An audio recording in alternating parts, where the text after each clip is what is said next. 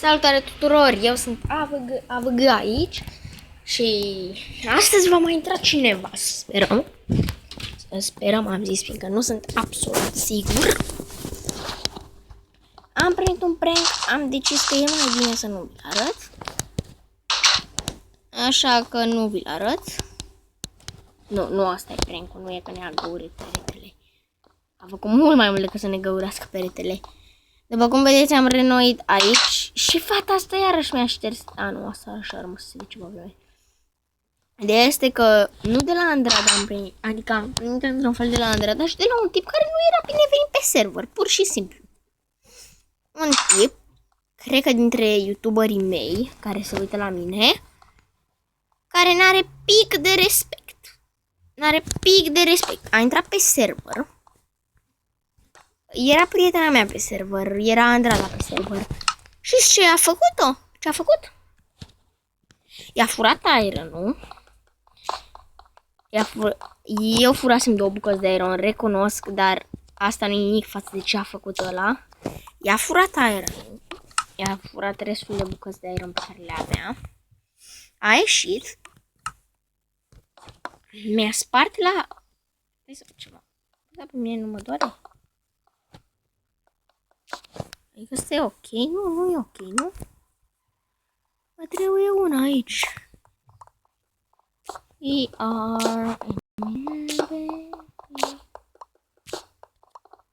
Mă rog, aici.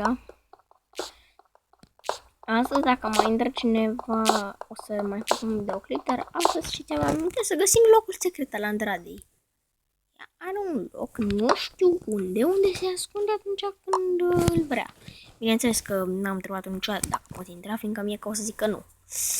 Și apoi se va gândi că, fiindcă a zis nu, o să vreau și mai mult, așa că nu zic nimic. Dar că ea uneori dispare, pur și simplu dispare pe undeva. Lag? Uneori dispare, iar asta e extrem de enervant. Haideți, mătăluță și-a făcut o sabie. Am să... De fapt, n-am să arăt ceva. De frica lui Anico. Hai, farnei! Da, am farnei. Știți că ar fi mai greu.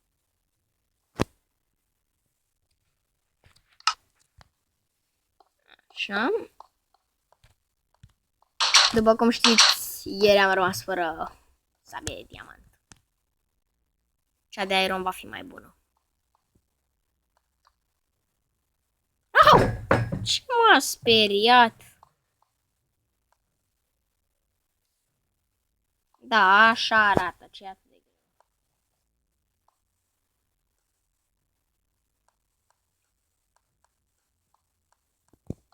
Ne adaptăm la situație. După cum vedeți aici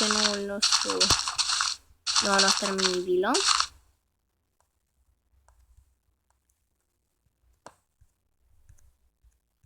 Haide!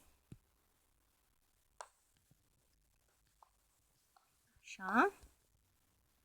Nu găsim nimic aici. Aici nici atât. Aici însă mi-ar strica puțin lumină. Nu i-ar strica puțină lumină, fiindcă știu că am făcut hotelul pentru oaspeți, doar că cel care vine acum nu e oaspete, adică nu intră doar să vadă sau joacă doar un pic. El va intra și va juca regulat, cum joacă și Andrada. Și cum joc și eu și cum joacă toți de pe serverul ăsta care au venit să vadă serverul. La hotelul, să știi, să nu credeți că n-a puțin nimic hotelul, deci la etajul de sus de tot. Băi, ce m-a speriat. La ultimul etaj de aici. Da, what? Da, fix aici a fost, da. Andrada a spart tot tavanul. A stricat aproximativ tot ăsta de sus.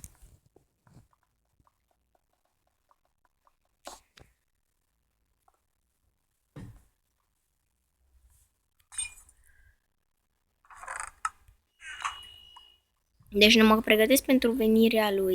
Băi! Mă pregătesc pentru venirea lui Rafael. Nu știu unde vrea să stea aici. De ce nu? Poate să stea aici. Dacă vrea să stea în vilă, de ce nu? Poate să stea în vilă. Oricum nu mă deranjează ce face fata aia acolo sau dacă îmi pasă. Mie îmi pasă de ce fac eu și să văd dacă mă urma să le acolo. Ce să mă ascuns?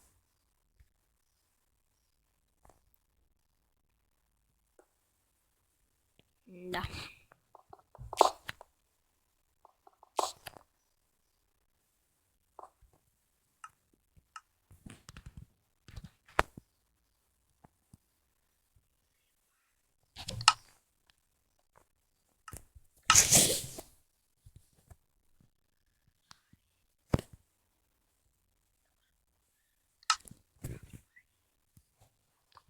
Așa. Și atunci când avem nevoie de chest, ca să ne vedem ei aproape departe.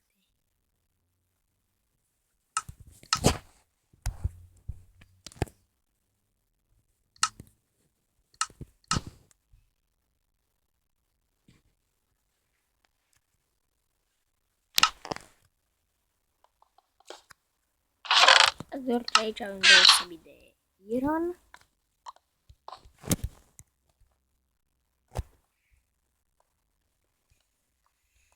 Așa că nu e pai pentru mine.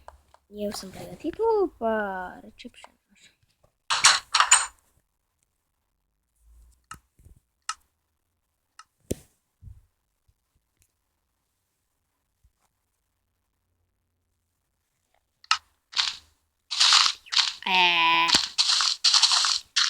Micuța minuță a rămas aceeași.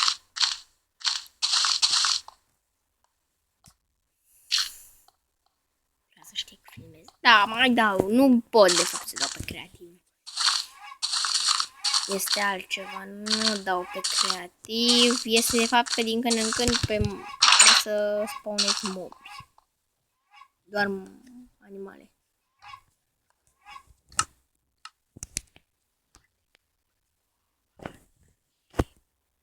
Nu, nu o să plătească, bineînțeles. El vine aici să joace ca noi. El nu e fan sau ceva. Apropo, vă rog să știți, am văzut că n-am niciun abonat. Vă rog frumos, dacă v-ați abona, ar fi perfect. Deci aș face orice. În afară să mă trăiți undeva pe o străzi și să mă răpiți bine. Dar zic, în Minecraft aș face tot ce ați vrea. Acum voi încheia filmarea. O voi posta. Și ce să mai zic? Eu am fost AVG. Și aici terminăm încheie. Eu am fost AVG și aici se